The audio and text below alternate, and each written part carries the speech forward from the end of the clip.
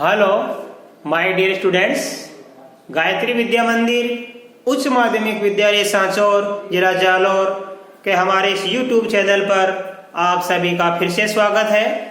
प्रिय बच्चों, आज हम कक्षा 9 की विषय गणित अध्याय 13 पृष्ठीय क्षेत्रफल एवं आयतन इसकी प्रश्नावली 13.8 के सवाल नंबर 4 से हल करना सीखेंगे।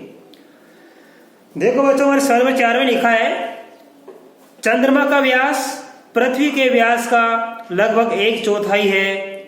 चंद्रमा का आयतन पृथ्वी के आयतन की कौन सी भिन्न है? यानी चंद्रमा का आयतन और पृथ्वी के आयतन का हमको अनुपात ज्ञात करना है। सवाल में लिखा है चंद्रमा का व्यास पृथ्वी के व्यास का लगभग 1/4 है। तो इस सवाल सबसे पहले लिखेंगे माना, यह लिखेंगे, देखो माना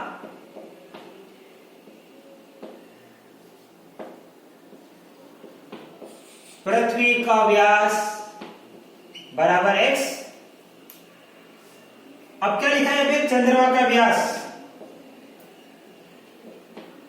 चंद्रमा का व्यास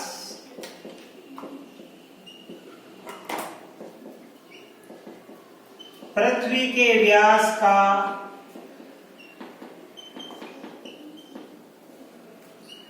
1/4 है।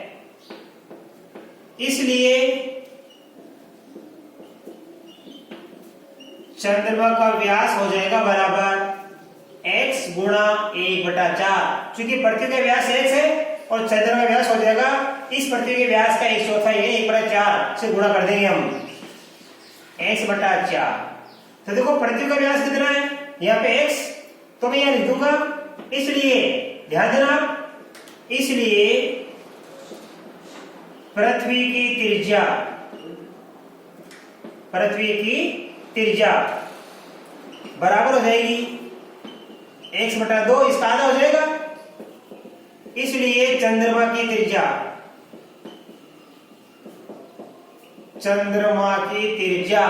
बराबर हो जाएगी इस 1/4 की आधी, 1/4 गुणा 1/2, क्योंकि व्यास की आधी होती है। चंद्रमा का व्यास कितना है? 1/4, तो त्रिज्या होगी इसकी आधी, 1/4 गुणा 1/2, ये हो गया 1/8, राइट। अब देखो यहाँ पे ये क्या वर्ग, अब इसको मान लिया अपने r और इसको मान लिया स्मॉल r, राइट।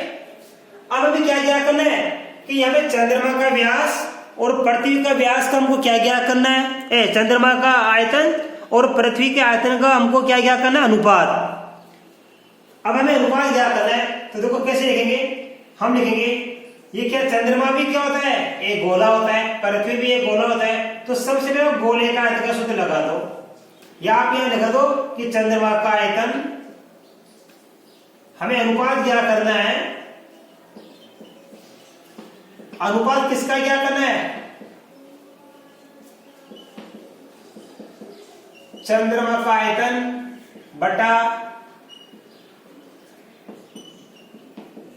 पृथ्वी का आयतन। चंद्रमा का आयतन लिखेंगे 4/3 पाई r क्यूब, और पृथ्वी का लिखेंगे 4/3 पाई r क्यूब। फर्क क्या है? यह मैंने स्मॉल r लिखा क्योंकि मैंने चंद्रमा की त्रिज्या स्मॉल r से नोट की है, और यहाँ पे मैंने देखो पृथ्वी का आयतन में मैंने ये त्रिज्या क्या लिखी है? कैपिटल R, क्योंकि मैंने पृथ्वी की त्रिज्या को कैपिटल R से नोट किया है। अब आप हल कर दीजिए। देखो बच्चों, आपके पास में क्या हो गया? देखो ये 4/3 गुणा 22/7 और r, ये r कितनी है पे? x/8, तो x/8 का क्यूब बटा कर दीजिए आप। ये 4/3 पाई का मान 22/7 और ये कैपिटल R का मान कितना है? x/2 का ये होल क्यूब। ये 4/3 से 4/3 कट जाएगा, 22/7 से 22/7 कट जाएगा हमारे पास में। तो यहां क्या बच गया हमारे पास? x/8 का होल क्यूब, x/8 का होल क्यूब भाग बटा का भाग होता है x/2 का होल क्यूब बच गया हमारे पास। x/8 का होल क्यूब भाग x/2 का होल क्यूब। अब अपन इसको हल करेंगे बच्चों, देखो आगे x का क्यूब कितना होता है x क्यूब, और 8 का क्यूब 8 को 3 बार लिख के गुणा कर लेना। आए समझ में? ये हो गया हमारे 512। या आप ऐसे लिख देना 8 गुणा 8 गुणा, देखो इसको ऐसे लिख सकते हैं अपन, ध्यान देना। और सरल तरीका सीख लो आप, इसको आप लिख सकते हो ये x बटा 8 गुणा x बटा 8 गुणा x बटा 8 भाग, ध्यान देना। अब मैं भाग के गुणा कर दूंगा, यहाँ भाग के क्या कर दूंगा मैं, गुणा। तो ये क्या हो जाएगा 2 बटा x 2 बटा x 2 बटा x 2 बटा x, भाग की जगह मैंने गुणा कर दिया, इस संख्या को उल्टा कर देंगे, अंश वाली हर बन जाएगी और हर वाली अंश बन जाएगी। x बटा 2 का उल्टा बन जाएगा 2 बटा x, तो 2 बटा x को 3 बार लिख दीजिए आप। अब देखो बच्चों x से x जा रहा है, x से x कट रहा है हमारे पास में। अब काटेंगे, देखो 2 एकम 2 2 चौके 8, 2 एकम 2 2 चौके 8, 2 एकम 2 और 2 चौके 8, तो क्या बन गया, ऊपर तो बन गया देखो 1 का गुणा 1 से कटे पर 1, और नीचे 4 गुणा 4 गुणा 4 कितना बन जाता है 64 बन जाता है। तो हमारे पास चंद्रमा का आयतन और पृथ्वी के आयतन में क्या भिन्न प्राप्त हो गई, चंद्रमा का आयतन और पृथ्वी के आयतन में क्या अनुपात प्राप्त हो गया, 1/64 प्राप्त हो गया। या इसको लिख सकते हैं 1/64 भी ले सकते हैं। ठीक है, हमको क्या पूछा है कि चंद्रमा का आयतन पृथ्वी के आयतन का कौन सी भिन्न है, इसलिए आप इतना ही छोड़ देना बोले, ये 1/64 आंसर आ गया इसका। और इसके आप अनुपात क्या करना चाहो तो ये आ गया 1/64। ये ऊपर वाला अपन ये अंश पहले लिखते हैं और ये हर भाग भी लिखते हैं, तो 1/64 ले सकते हैं 1/64। आप इतना कर दोगे ये पूरा आंसर आ गया, चंद्रमा का आयतन पृथ्वी के आयतन का 1/64 भिन्न है। अब आप इसका स्क्रीनशॉट ले लीजिए, मैं आपको अगला सवाल सिखाऊंगा। अब देखिए बच्चों, सवाल नंबर हमारा 5, व्यास 10.5 सेमी वाले एक अर्धगोलाकार कटोरे में कितने लीटर दूध आ सकता है। तो देखो हमारे पास अर्धगोलाकार कटोरा है, उसका व्यास दिया हुआ है, एक अर्धगोलाकार कटोरे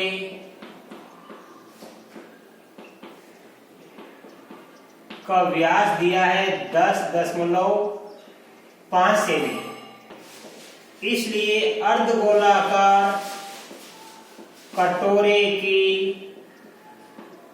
त्रिज्या हो जाएगी 10.5 बटा 2 सेमी, राइट। अब हम क्या करेंगे, अर्धगोलाकार कटोरे का आयतन, इसलिए अर्धगोलाकार कटोरे का आयतन, चूंकि गोला कैसा है अर्धगोलाकार, तो अर्धगोले का आयतन का सूत्र लगाएंगे हम। अर्धगोले का आयतन था 2/3 पाई आर क्यूब, राइट। अब आप इसको आगे लिखिए, 2/3 पाई का मान लिखेंगे 22/7 गुणा आर का मान लिखेंगे 10.5/2 ऊपर क्यूब। हल कर दीजिए आप, 2/3 गुणा 22/7 गुणा 10.5/2 10.5/2 और 10.5/2 और यंत्र सेमी क्यूब। काट दीजिए, 2 से 2 कट गया, 2 से इसको काट देंगे 11 टाइम। अब 7 को इससे काट दीजिए आप, 7 एकम 7 बच गया 3, 7 पंजे 35, फिर 3 से काट दीजिए आप, 3 पंजे 15, ये संख्या छोड़ के दशमलव, तो संख्या क्या बच गई 11 गुणा 0.5 गुणा 10.5 गुणा 10.5 सेमी क्यूब, ये बच गई हमारे पास में। 11 को 0.5 से करेंगे, 11 को 5 से गुणा करेंगे कितना रहेगा 55, एक संख्या छोड़ के दशमलव। अब 10.5 को 10.5 से गुणा करेंगे हम, तो देखो 10.5 को 10.5 से गुणा करेंगे हम, ठीक है। ये एकाधिक पूरे से करो, 10 × 11 0.5 गुणा 0.5, 11 10 से क्या 110, ये आएगा 0.25। तो आप 10.5 को 10.5 से गुणा, सामान्य गुणा करना जानते हो आप, इन दोनों को गुणा कर लेना। 10.5 को 10.5 से गुणा करके देख लेना, 110.25 आता है। अब 110.25 का गुणा करेंगे 5.5 से, तो कर दीजिए 5 को 25 से करेंगे 125, 5 को 11 से करेंगे 55। अब फिर 5 का गुणा करेंगे तो वापस आ जाएगा 5 2 1 5 5, ये 5 5 2 7, 2 और 1 3, 5 और 1 6, 5 और 10 0 80 1, 5 और 1 6। ये आ गया 1 2 3 संख्या छोड़ के लगाएंगे दशमलव, 606.375 सेमी क्यूब। तो अर्धगोलाकार कटोरे का हमने आयतन ज्ञात कर लिया बच्चों। अब देखिए बच्चों हमारे पास में यहां पे बटा 2 और बचा हुआ था, ये बटा 2 हम लिखना भूल गए, ठीक है। तो यहां पर बटा कर लिख देंगे, नीचे 2 लिख देंगे, राइट। इसके नीचे बटा के लिख देंगे पर 2 लिख देंगे। इन दोनों को गुणा करने पर ये संख्या आ गई और बटा 2। अब भाग दे दीजिए इसमें, 606 में 2 का भाग दे दीजिए 303 दशमलव, अब 3 7 5 2 का भाग दे दीजिए आप, तो ये आ जाएगा हमारे पास 2 एकम 2 बच गए 1, 2 अंडे 16 बच गए 1, 2 साते 14 बच गए 1, 2 पंजे 10। तो अर्धगोलाकार कटोरे का ये आयतन आ गया, ठीक है। अब इसका क्या बनाना अपने को लीटर। हमारा सवाल ये तो था कि अर्धगोलाकार कटोरे में कितने लीटर दूध आ सकता है। अर्धगोलाकार कटोरा था, इसमें कितना लीटर दूध आ सकता है। अब इस सेमी क्यूब को लीटर बदलेंगे हम, तो देखो लिखेंगे चूंकि 1000 सेमी क्यूब बराबर होता है 1 लीटर, इसलिए ध्यान देना 1 सेमी क्यूब बराबर कितना होगा, 1 सेमी क्यूब बराबर होगा 1/1000 लीटर। 1000 सेमी क्यूब का 1 लीटर बनता है, तो 1 सेमी क्यूब का कितना बनेगा 1/1000 लीटर। हमें क्या करना है इसका, इसलिए 303.1875 सेमी क्यूब बराबर कितना होगा 1/1000 गुणा कर देंगे इसे 303.1875 लीटर। यानी इस सेमी क्यूब को लीटर में बदलने के लिए हम 1000 का भाग देंगे। इसमें किसका भाग दे रहे हो 1000 का भाग, तो भाग दे दीजिए आप। अब दशमलव क्या भी देखिए नीचे 3 शून्य है ना, तो इसमें 1000 का भाग देने पर 0.3 ये आगे खिसक जाएगा, तो क्या बच जाएगा हमारे पास 5 7 8, 1 तो पहले से मौजूद था। अब देखो एक अंक कितना है 3, दूसरा 0, तीसरा 3, अर्थात ये जो हमारा दशमलव था अभी यहाँ पे था, जैसे हम इसका भाग देंगे 1000 का इसमें, तो दशमलव क्या है ये 3 शून्य है, तो 0.3 अंक आगे आ जाएगा, 1 2 3 अंक आगे आ जाएगा, भाग देंगे देखना आप ये दशमलव ये आ जाएगा। अर्थात 0.303, अर्थात हम 3 अंकों तक क्या करेंगे, इसको लिखने की आवश्यकता नहीं ज्यादा, तो लिखेंगे इसलिए कटोरे में दूध की मात्रा कितनी आएगी 0.303 लीटर रहेगा, यह आंसर आएगा। अर्धगोलाकार कटोरे में कितना आएगा दूध 0.303 लीटर आएगा। बड़ा सिंपल सवाल था बच्चों। हमें क्या ज्ञात करना है, अर्धगोलाकार कटोरे का बस आयतन ज्ञात करना है 2/3 पाई आर क्यूब से। इसके बाद जो भी हमारा आयतन आएगा सेमी क्यूब में, उसको लीटर में बदलने के लिए आप 1000 का भाग दे देना बस, तो ये आ जाएगा हमारे पास कटोरे में दूध की मात्रा। अब आप इसका स्क्रीनशॉट ले लीजिए, मैं आपको अगला सवाल सिखाऊंगा, सवाल नंबर 6।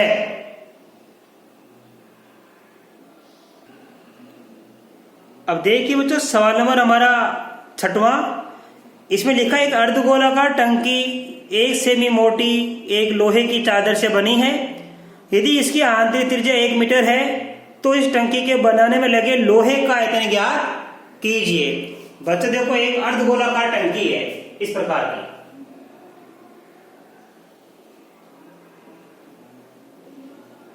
ठीक है, इसकी मोटाई है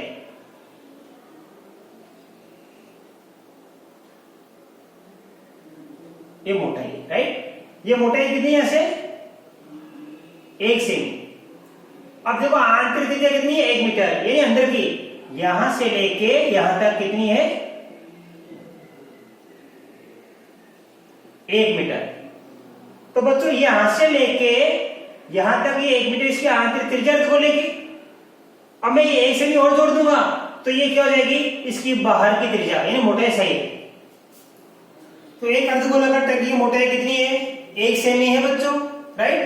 1 सेमी का मीटर बनाएंगे हम, या 1/100 मीटर, क्योंकि 100 सेमी का मीटर होता है तो 100 का भाग दे देंगे तो उत्तर आ जाएगा हमारे पास 1 में 100 का भाग देंगे 0.01 मीटर। अब लिखेंगे इसलिए अर्धगोलाकार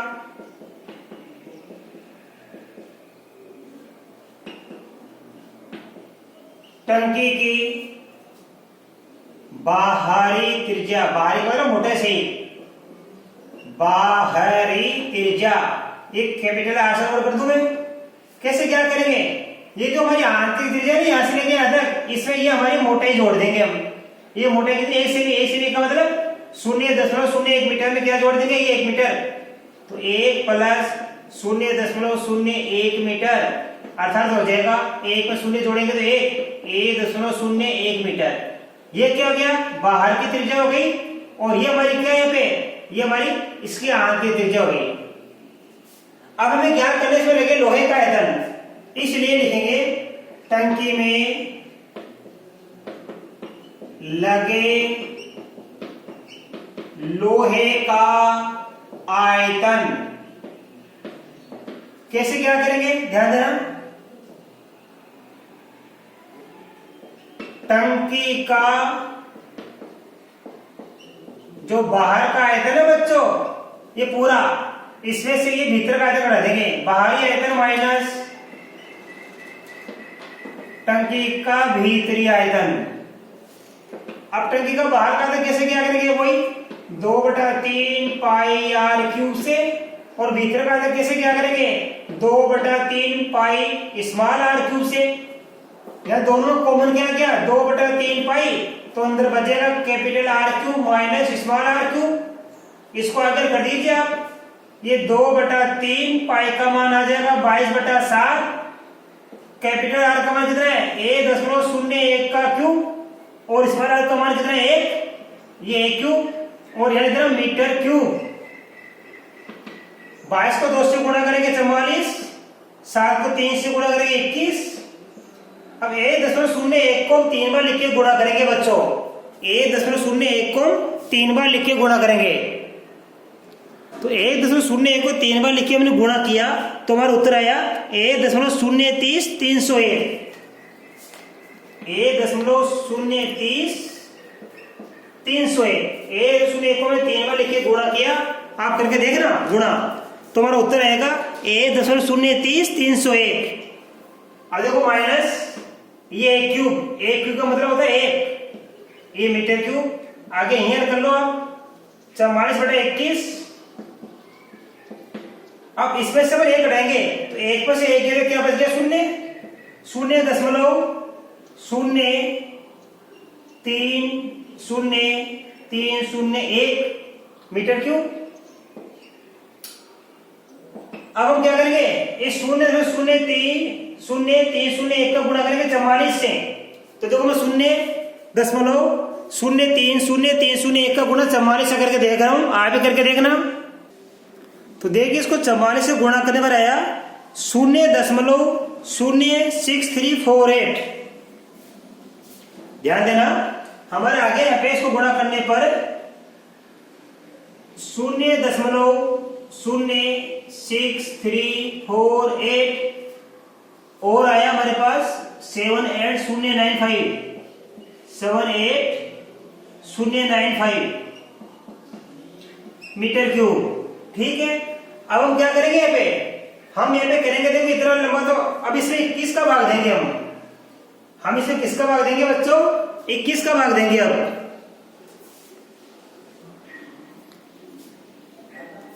अब हमने हमने इस संख्या को 44 से गुणा किया तो हमारे पास आ गया 1.3333244 और भाग देंगे 21 का तो भाग देगा रहेगा 0.06348 मीटर क्यूब लगभग ये आंसर।